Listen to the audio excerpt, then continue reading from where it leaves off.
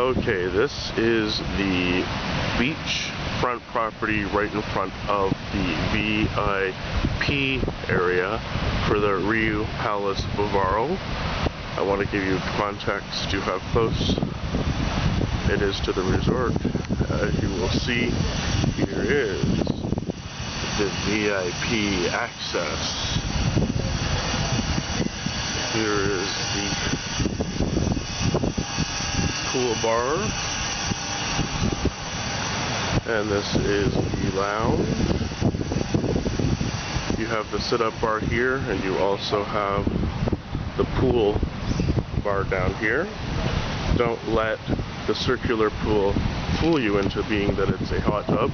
It is not. It is just regular water with jets. All the cabanas, you can always get one. You cannot reserve them, and even at first come first serve, there's always one or two open during the afternoon. In the morning, these here are the VIP building suites. Again, 15 per room.